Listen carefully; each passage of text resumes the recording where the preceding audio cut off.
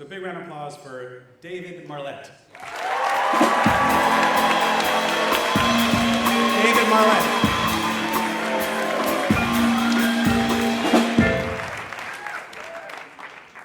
When I was just a wee little tricycle motor, I had race car dreams.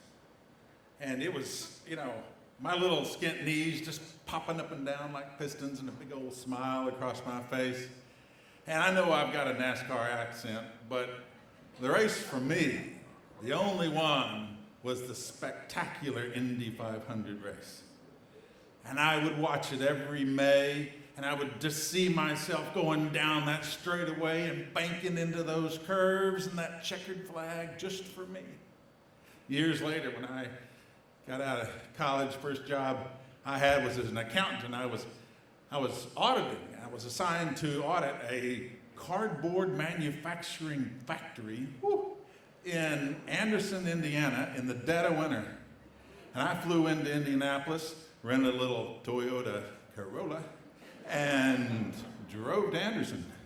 And 3 days later, I'm back in Indianapolis with 5 hours to kill before I have to fly home. And what is there to do? Well, I'm going to go visit the glorious cathedral of motor racing, the Indy 500 track. And when I got there, I was just blown away by the just enormity of the place.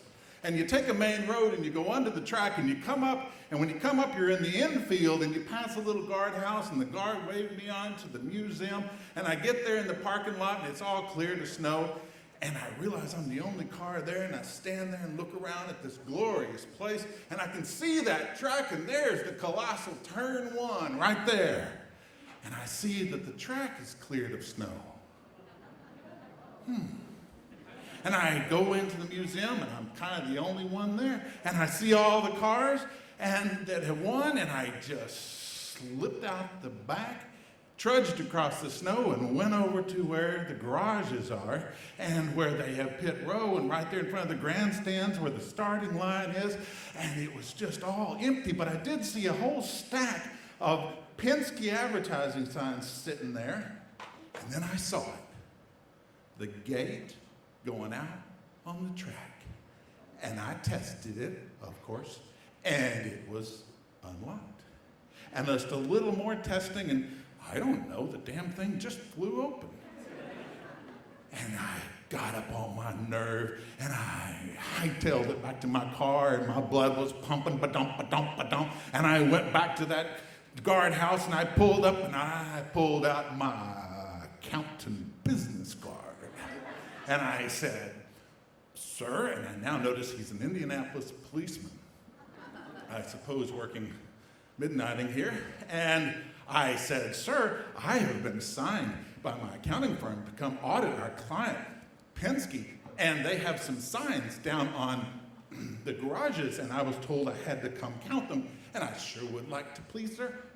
Could I please go count them before it started snowing again?" And he looks at me, and he looks at that business card, and he looks at the other guard, and he looks back at that, and he looks at me.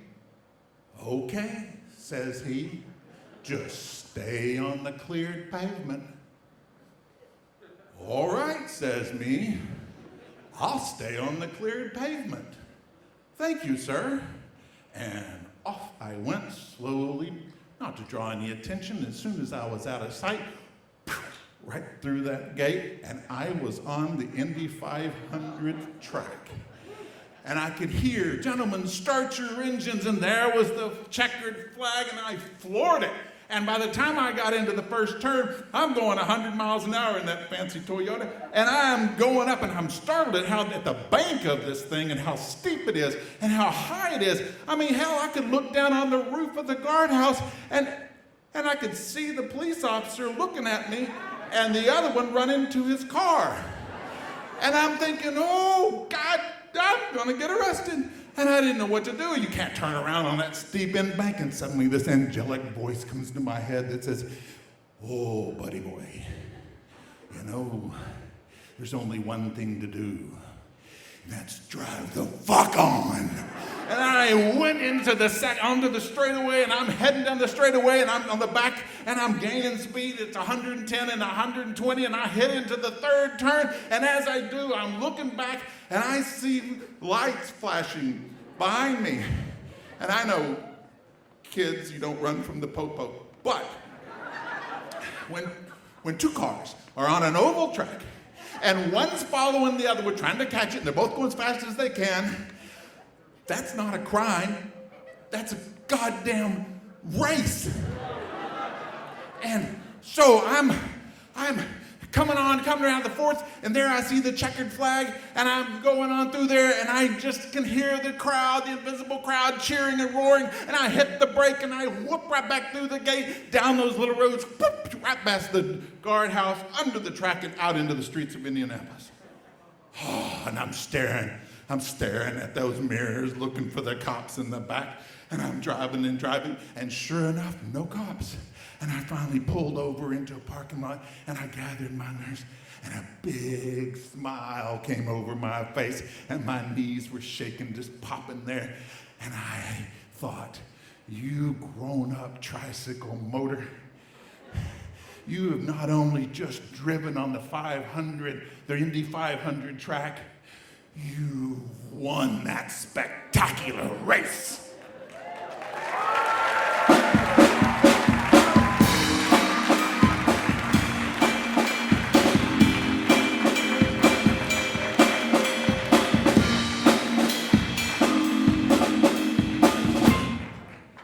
Come on, for David Marlett. Give him a round of applause.